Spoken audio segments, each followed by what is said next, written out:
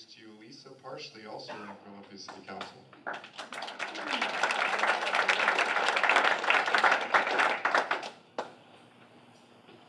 Thank you. Thank you, Our Revolution, for the endorsement. That means a tremendous amount to me. I was writing an article recently on for the works in progress, and I was trying to put together what I wanted to say. And so it took me back to that morning, that Wednesday morning in November. Do you remember that morning? No. And it was a dark moment for me, and I remember surviving through December and looking into January and realizing that I had to stand up. I had to stand up and run. I couldn't stop being involved. We can't stop being involved. Just because a dark moment, and he who we do not want to name is our president, we have to stand up. That means we have to stand up. And when February came around and I announced my candidacy for the Olympia City Council position number 5, I thought it was going to be straightforward. Little did I know that I was going to grow, just like Renata. I've grown through this last 6 months. What I've learned and what I have evolved into is this is not about one person. This is about all of us. It's about all of the candidates. It's about the port getting along with Olympia City Council. It's about Olympia City Council getting along with Tumwater City Council and Lacey City Council and all of the school boards. Because too long we have worked in our own little spheres and we have not worked together. It is not about I, it is about we. It is about you. You are the boss. It is a government of the people, for the people. And sometimes I think the politicians forget that. And I think right now in Washington, D.C., we are seeing what happens when they forget who the real boss is. And that's every single person in this room. That's every single person who puts the pen to the paper and votes in a little over 2 weeks, who votes in November in a very boring off-year election.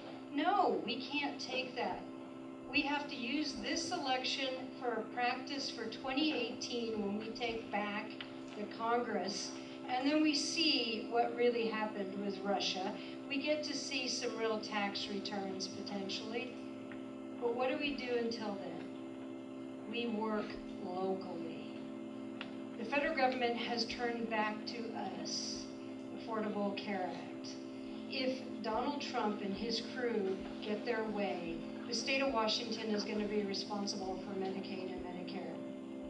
The local governments are going to be responsible for taking care of their own environment.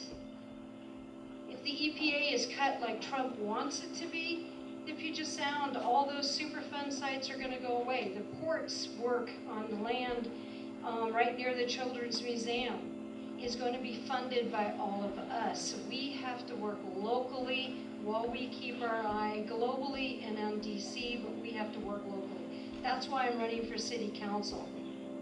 Now, as I doorbell and I give you the issues which are important, and every single city council candidate has said, homelessness is to a humanitarian level. We have to fix it. It is not illegal to be on the streets. I just heard a very scary statistics out of Sacramento. It's in the New York Times yesterday. From 2015 to 2017, their homelessness has risen 30%. And when they went and looked, because everybody assumed, I don't know how many of you have heard this, people were being bussed into Sacramento 5 miles from their original home. That's where almost all the people are coming from. We have a housing crisis coming. So when then you go bring it back to Olympia, we have growth coming. Where's the zoning coming to make sure we have all levels of housing? That's what I want to make sure happens when we look at the downtown strategy. I haven't heard anything about zoning to make sure that we're doing all levels of housing, that we're doing this sustainably and green. We need zoning. So When people ask me about these issues and how you're gonna get it done, we need to be looking at these nitty-gritty things. We need to look at zoning, the downtown strategy. We need to look at housing first and get home fund, but that's just the beginning. Because what happens from the time they hit the street till you get a house, that the city has to own. We can't push that off onto the county. Lastly, how are we gonna get all these things done? The city council has to step up and own a few things. One of the things that I think we need to own is being an active listener to all of the people in this room and every other room, so we don't get ordinance is almost passed, okay? And one last thing, the city council has to own the budget. It is theirs. You do not look at it once a year and rubber stamp it. You have to look at it in every meeting, because that's how we get housing first, we get the environment protected, and we get a growth plan that is actually realistic. So I'm here because I don't want it to be about me. I want it to be about us and all of the other candidates. It is about we. Thank you very much.